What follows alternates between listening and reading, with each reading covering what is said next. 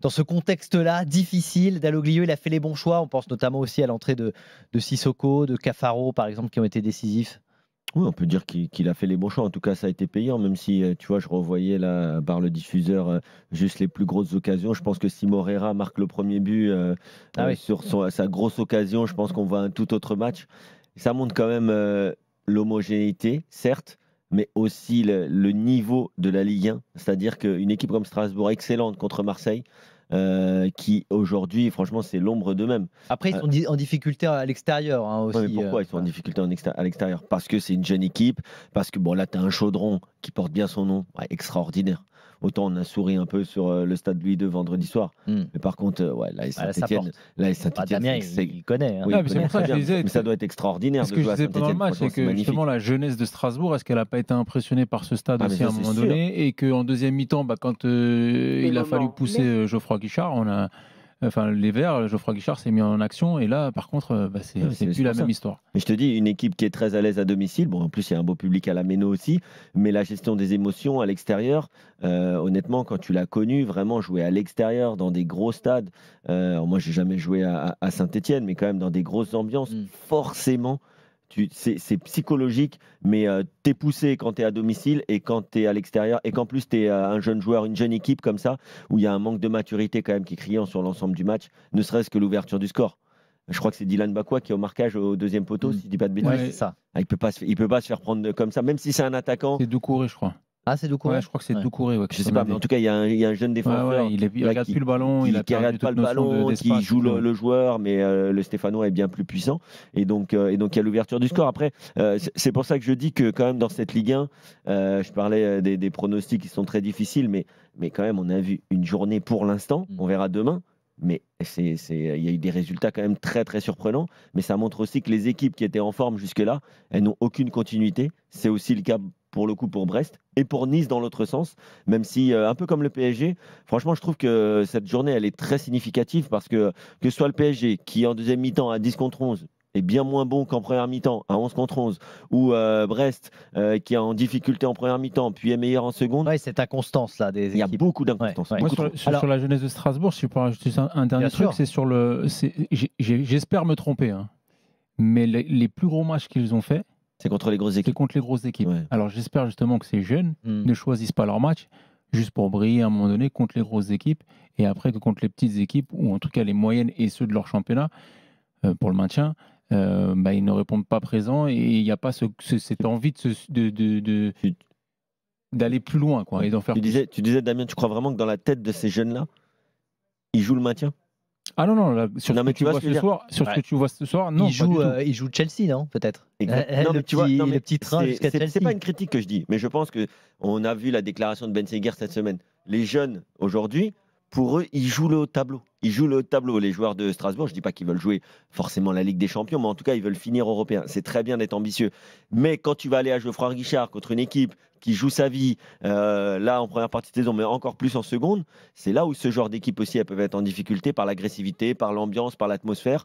Et là, t'es pas en prime time contre le PSG ou contre l'OM. Là, il faut aussi aller salir le short. Et là, tu vas prendre des coups. Et là, tu vas devoir aller au charbon. Et là, tu vas devoir être vigilant sur coup de pied arrêté. Et ça va se jouer sur des détails. Et c'est aussi ça l'apprentissage. Alors, supporters strasbourgeois, vous faites le 32-16, évidemment. Vous êtes les bienvenus dans l'after pour parler de tout ça. On va parler de Saint-Etienne, justement, des choix de Dalloglio. Il y en a un qui est fort aussi avant le match, c'est de laisser Abdelhamid sur le banc, le défenseur qui avait le brassard de capitaine ces derniers temps et qui est resté sur le banc ce soir.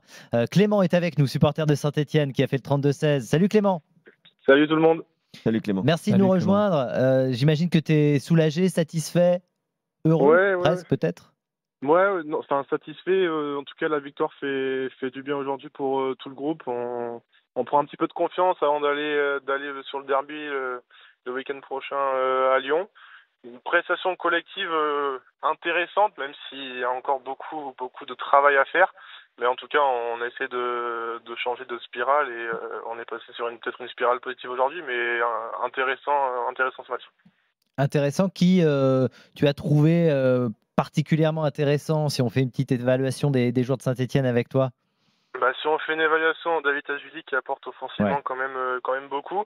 J'ai bien aimé le travail de Lucas Tassin. Alors, il marque pas encore, mais je trouve que dans la construction des actions, il est tout de même important. Et après, j'ai bien aimé encore ce milieu de terrain avec Ekwa, Louis Mouton et Benjamin Bouchoirie. Ils avaient déjà fait une bonne prestation le week-end dernier. Donc j'ai trouvé en tout cas ces joueurs particulièrement intéressants ce soir. Alors Stassin, il y a débat, effectivement, parce qu'il n'a pas encore marqué avec Saint-Etienne. J'ai entendu un auditeur à la mi-temps dire qu'il n'avait pas enlevé ses boîtes à chaussures. La première période a été compliquée pour lui, mais il est passeur décisif à nouveau de la tête. Mais après, c'est un très jeune joueur. 19 ans. Ouais, après, il y a quand même des besoins. Quand tu ressors un ballon et que tu n'arrives pas à le garder devant et que tu as besoin d'avoir un joueur un peu comme Sissoko l'a fait quand il est rentré, d'être un point de fixation. Il le sait en plus qu'il va être tout seul devant face à des molosses souvent en défense centrale contre lui. Il doit être beaucoup plus costaud pour pouvoir garder les ballons et donner justement ce liant entre le milieu de terrain qui a été très bon pour moi, qui était très bon dans ce qu'on a vu ce soir, et après dans la possibilité de mener des attaques. Il doit être un liant et pour l'instant il a du mal à ce niveau-là, je trouve. 10 millions d'euros aussi. On rappelle évidemment le montant du transfert. Je ne connais pas Geoffroy Guichard en tant que joueur. Par contre, je connais très bien les Pays-Bas, la Belgique comme championnat. C'est pas pareil. Lui, il vient de Belgique. En Belgique, tu joues contre des mecs qui, pour beaucoup, ont moins de 25 ans, des gabarits un peu, encore juvéniles. Là, tu te retrouves en Ligue 1, comme il a dit. Même si Strasbourg, c'est pas l'équipe la plus mature, mais c'est costaud défensivement quand même. Les mecs sur le dos, en contre-un avec un mec sur le dos, quand tu as 80 mètres pour remonter le ballon. C'est l'apprentissage pour lui. Ouais, mais c'est dur. C'est dur, tu as vu quand même beaucoup, je ne sais pas si vous vous rappelez de Calvin Stengs, le néerlandais, ou même de, comment il s'appelle, celui qui était à Monaco aussi, qui venait de la Z Alkmaar, Boadou. Enfin bref, c'est pas facile quand tu arrives de ces championnats.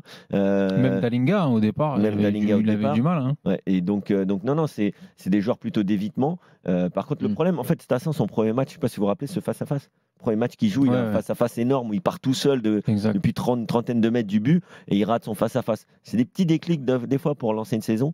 Après, ça reste, on voit que c'est un joueur qui a quand même des qualités, qui a 19 ans, mais c'est vrai que pour jouer le maintien, quand tu as le molosse ou le costaud là, qui rentre en fin de match, ça fait du bien, surtout que ce soir, il est en plus décisif. Sur le choix, Clément, d'Abdelhamid sur le banc, tu comprends ce choix-là? C'est un choix fort aussi de ton coach, Dalloglio. C'est un choix fort, mais je trouve que c'est quand même un choix compréhensible. J'ai pas trouvé Abdelhamid, je lui ai pas trouvé un seul bon match depuis le début de la saison. Alors, il y a d'autres joueurs. Ce qui est surprenant. Mais en tout cas, ce qui est surprenant parce qu'il aurait pu amener une certaine expérience qu'il a, son vécu. Mais c'est vrai que la charnière centrale Batoun-Bissika-Nadé nous a quand même fait monter en Ligue 1 sur la fin de saison dernière. Et je la trouve assez complémentaire et un peu plus solide là-dessus. Donc choix fort forcément parce que c'est quand même le capitaine de la Saint-Etienne cette saison, mais choix logique en termes de niveau de jeu. Alors attention parce que moi je pense pas que c'est si surprenant que ça. Parce que quand tu es un cadre comme lui, c'était une statue à Reims, et quand tu quittes Reims pour aller dans un autre vestiaire, même si tu arrives avec au départ un statut, mais tes coéquipiers, le club, les supporters ne t'ont pas suivi au quotidien comme c'était le cas dans ton club précédent où vraiment tu étais installé, tu avais tes marques. Là, en fait, tu dois tout reprouver. Il y a ce fameux jingle de l'after. Le football, c'est un éternel reprouvement. Et en effet, il faut reprouver tout le temps. Et quand tu arrives à cet âge-là, c'est pas si facile. C'est surtout ça. C'est pas si facile à cet âge-là de se réinsérer dans un nouveau club. Là, je ne l'aide pas parce qu'il faut faire des efforts qui sont beaucoup plus faciles quand tu as 20 ans, 21 ans, tu arrives dans un nouveau vestiaire. Je suis d'accord avec Kevin là-dessus. Ça doit être dur au quotidien aussi de redevoir faire ces efforts-là. Ouais. Clément, donc effectivement, Abdelhamid sur le banc, bon choix de Dalloglio. Il y a eu aussi sur ce coach un peu de pression, même beaucoup de pression. On se posait la question, est-ce qu'il allait rester? On a entendu même des rumeurs comme quoi on cherchait déjà un nouveau coach. Clément, Dalloglio, tu le gardes? Après une prestation comme ça, tu as envie d'aller plus loin avec lui? Moi, j'ai envie quand même de lui laisser sa chance, parce que je pense pas que ça vienne forcément que du coach. Aujourd'hui, il nous manque des joueurs. Il nous manque des joueurs dans cette équipe. Le recrutement n'a pas forcément été celui attendu par le club, même si en termes d'investissement, ça fait longtemps qu'on n'a pas eu un mercato avec avec l'achat de certains joueurs. Mais moi j'ai envie quand même de lui laisser sa chance, il connaît le groupe, un changement d'entraîneur, je pense qu'on partira pas sur un entraîneur forcément qui connaît le championnat français, vu les noms qui sont sortis dans la presse. Non mais et puis alors je veux avoir ton avis, mais le mec il vous fait monter en Ligue 1. Ouais. Ok, il n'était pas là au début de la saison, mais il vous fait monter en Ligue 1. Il connaît la Ligue 1. C'est peut-être pas Mourinho, mais c'est un bon entraîneur français. Totalement. Vous avez un effectif quand même, tout le monde s'accorde à dire que l'effectif de Saint-Etienne, c'est pas l'effectif de Monaco, ni même celui de Lyon ou de Lille, c'est un effectif pour jouer le maintien. Et tu vas changer d'entraîneur, ça va changer quoi de changer d'entraîneur? Ça va rien changer. Quand tu n'as pas de résultat, tu sais très bien que c'est le premier fusible, on est début novembre. Qui saute. On est début novembre. Ouais. Tu me dis tu n'as pas de résultat le 1er janvier. Je me dis bon, tu as vu 6 mois, tu vois vraiment, peut-être ça le fait pas, un électrochoc. Mais là, quand même, tu as vu les prestations de Saint-Etienne. Alors, certes, il y a le match. Celle-ci, elle lui fait du bien. L'anomalie à Nice. Mais sinon, tu perds 4-2 contre Angers. Donc, ça met le doute. Angers, ils tapent Monaco, ils font match nul à Marseille. Donc, Angers, c'est pas une mauvaise équipe. Oui. C'est pas une mauvaise équipe, mais c'est l'équipe qui est dans le championnat de Saint-Etienne. Tu tires une balle dans le pied parce que tu lui donnes quasiment la moitié des buts déjà. Donc, en plus. C'est pas l'entraîneur qui donne les buts. Clément, tu voulais rajouter quelque chose ? Non, il va falloir. Il y a quand même un match qui t'attend là. Ouais, voilà, c'est ça, c'est ce que je veux dire. Il va quand même falloir continuer. On a un match important la semaine prochaine. Mais il va falloir continuer en tout cas avec cet état d'esprit-là, cette envie de jouer, parce que c'est aussi ce qui nous a manqué sur certains matchs avec un petit peu de laisser aller à chaque fois sur les débuts de match. Donc il va falloir y aller avec cet état d'esprit un peu plus conquérant et puis essayer quand même de trouver un cadre dans cet effectif parce qu'il y a quand même beaucoup de changements. Le milieu de terrain, ça fait que 2 matchs avec ce milieu de terrain-là. Défensivement, on fait 2 matchs avec une charnière centrale, après on rechange. Donc il va quand même falloir trouver un certain équilibre et qui, je pense, sera déterminant pour la suite de la saison. Et en parlant du derby, je suis pas désolé d'ailleurs, mais je vais le répéter à chaque fois que je vais devoir le faire. Tu te rends compte quand même que maintenant, François, on est dans un pays où, alors ok, il n'y aura pas de supporters à l'extérieur. Il n'y aura pas de supporters à l'extérieur. Bon, ça à la rigueur, c'est difficile à encadrer, c'est malheureux aussi. Mais en fait, maintenant, on va conseiller aux supporters stéphanois de ne plus aller même voir le derby à Lyon. C'est-à-dire que même si tu es dans ta tribune, tu vas juste voir le match avec ton fils sur une tribune latérale parce qu'on ne peut plus fêter un but. Sinon, il y a des mecs qui peuvent traverser la tribune ou t'attendre dehors, ouvrir ton manteau, te demander t'es pour qui, presque écouter ton accent. Enfin bref, je ne sais pas si on se rend compte qu'en France, en 2024, on ne peut même plus aller voir son équipe dans une tribune latérale juste avec ses enfants pour voir le derby ou voir je ne sais quel match entre Montpellier et Marseille. C'est quand même très très triste et j'espère que les gens se rendent compte de la bêtise à laquelle on en est arrivé. Ouais, exactement. Je pense que Clément, tu es d'accord avec ça. Totalement. On aurait aimé avoir aussi effectivement pour ce derby des supporters des deux côtés et que ça se passe très bien. Évidemment, c'est ce qu'on souhaite. Merci beaucoup Clément en tout cas d'être passé. Merci à vous. Et bonne semaine à toi avant donc ce derby dont on va beaucoup parler évidemment dans l'after et sur RMC. On est avec Mathieu à 23h13 en direct sur RMC, supporter strasbourgeois. Mathieu, salut. Salut les gars. Alors c'est intéressant de t'entendre parce qu'on n'a pas reconnu honnêtement cette équipe de Strasbourg quand on a vu ce match. Toi non plus ? Moi non plus. C'est je crois le plus mauvais match qu'on a sorti cette saison. Il n'y avait pas de mouvement, pas d'impact, pas de profondeur, pas de jeu en fait.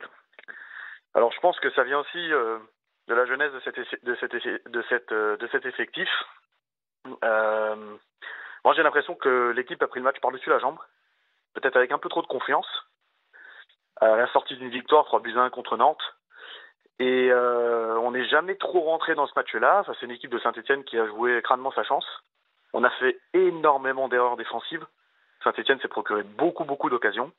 On peut finir le match à 3-0, 4-1 très facilement. Voilà, moi je les ai vraiment trouvés à côté de leur basket ce soir et je suis assez déçu en fait du contenu. Et je pense que Liam Rossignol va devoir peut-être secouer aussi un petit peu ses joueurs. Ça manquait cruellement d'intensité, que ce soit sur les phases offensives ou les replis défensifs. Et voilà, c'est presque un non-match, c'est dommage parce que je pense qu'ils ont travaillé cette semaine. Et du coup, je pense que Saint-Etienne était prenable. C'était un match sur lequel on pouvait espérer peut-être faire un match nul. Bon, là, perdre 2-0 comme ça, sans avoir rien produit, c'est voilà, moi qui regardais le match, c'est un peu frustrant. À un moment, il y a Rosseigneur là sur la deuxième mi-temps qui, je sais pas si vous avez vu la caméra sur lui, qui dit, bon, toi François, tu parles pas anglais, mais qui disait à ses joueurs, What? Bref. I speak English. Sorry. Sorry. qui disait à ses joueurs, play. C'est-à-dire It's crazy. Ouais, je savais pas que tu parlais anglais, pardon. Mais tu vois, tu avais vraiment l'impression que même lui était interloqué par le fait que ses joueurs n'arrivaient pas à enchaîner les passes. Alors, on l'a vu l'image avec Damien et on se disait, il est encore en train de leur dire redoubler les passes. Alors, c'est peut-être pas effectivement. C'était suite à un ballon de Guéladoué. Continuer de jouer comme ça. Il avait centré dans la surface, le ballon était sorti encore en 6 mètres. Et on l'a vu, en fait, il insistait sur le jeu et tout. Mais je suis d'accord avec Kevin sur on l'a senti, je l'ai senti agacé moi par ce que produisait son équipe, et au final même lui je pense qu'il n'a pas reconnu son équipe ce soir.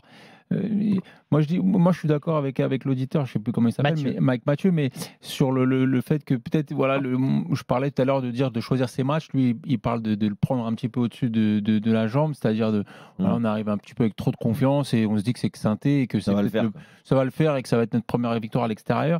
Et je pense que à partir de ce moment-là, et si tu entames ce match-là, c'est normal que tu te fasses bouger, que tu gagnes pas de duel et que finalement tu te fasses enfoncer. Après, autre chose, les mecs, je trouve qu'on sent cruellement ce soir parce que Saint-Etienne a bien joué le coup défensivement. À un moment donné, une fois qu'ils ont ouvert le score, ils étaient très très bien repliés.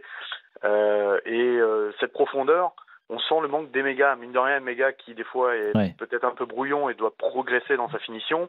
Là, je trouve que Sékou Mara, sur un match comme ça, il est peut-être un peu juste physiquement pour faire les bons appels, pour bouger les défenseurs. Il était transparent, malheureusement. Ce qui est bizarre, c'est qu'il fait que ce soit 10 minutes. Mais que ce soit même dans les appels, comme tu dis, en profondeur ou quoi, même pour la participation au jeu, techniquement, on ne l'a pas vu. Il n'a rien fait. Et pourtant, ce qui est très étrange, c'est qu'il le laisse 90 minutes. Il n'a pas beaucoup de temps de jeu. Il était titulaire le dernier match. Même s'il n'a pas beaucoup de temps de jeu, il y a quand même un état d'esprit à avoir où même si tu touches pas de ballon, tu redescends un petit peu plus, tu viens décrocher, tu viens participer un peu au jeu pour reprendre peut-être de la confiance qui te manque. Mais je trouve que c'est insuffisant ce qu'il a proposé ce soir. Peut-être un peu juste, Sékou Mara, finalement, à voir son évolution sur le cours de la saison. Après, là, il y a un attaquant qui est rentré, qui est Lukovic, qu'on n'a pas encore eu le temps de faire jouer puisqu'il était blessé, qui est grand, et qui a l'air d'être assez physique, qui était le meilleur buteur, je crois, du championnat serbe l'année dernière.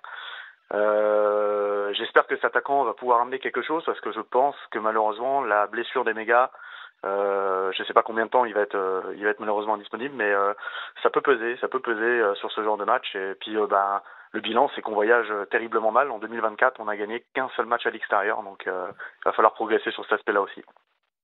Bon, on va effectivement attendre les premières réactions de Rosseigneur, l'entraîneur de Strasbourg, pour voir ce qu'il a pensé de cette rencontre. Tiens, on va l'écouter à l'instant en direct en conférence de presse. Traduction. Quand tu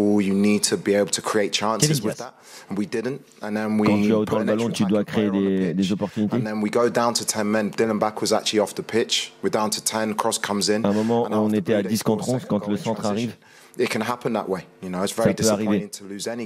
C'est vraiment décevant de perdre n'importe quel match.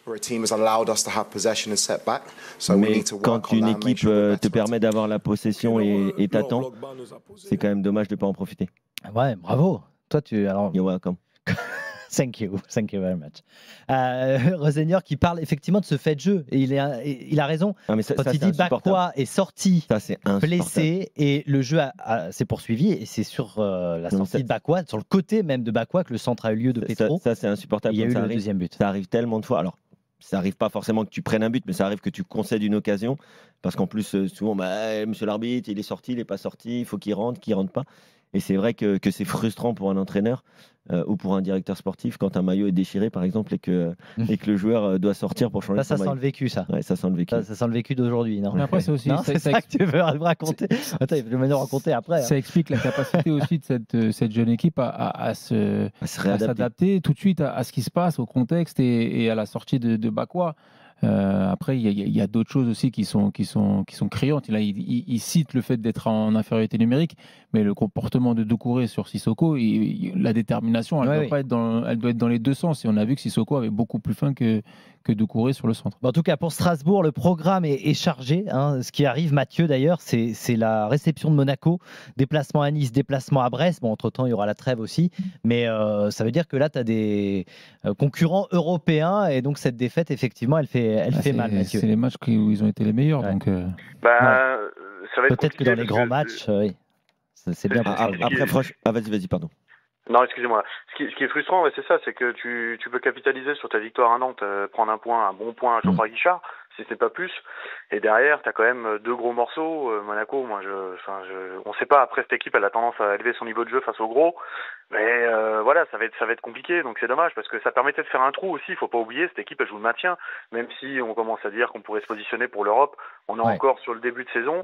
Et là, si tu battais Saint-Etienne ce soir, je veux dire, tu te mettais vraiment... tu te libérais d'esprit, tandis que là, t'as une équipe comme Saint-Etienne qui resserre. Finalement, tu te rends compte que le classement de la Ligue 1, de manière générale, est très serré. Et si t'enchaînes 2-3 contre je te coupe, Mathieu, parce qu'on va écouter une nouvelle réaction de Rosenior sur la faible production de son équipe. Il faut féliciter le coach adverse parce qu'il a réussi à fermer les espaces. En première mi-temps, on a eu des bons moments.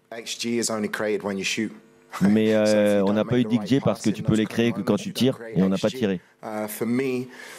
Pour lui, c'est un bon apprentissage pour les joueurs. Quand une équipe recule et nous permet d'avoir la possession de balle. Là, il parle à son traducteur. Il lui dit désolé. Je rajoute quelque chose. On a été en 3 diamant 3, donc en 3-4-3.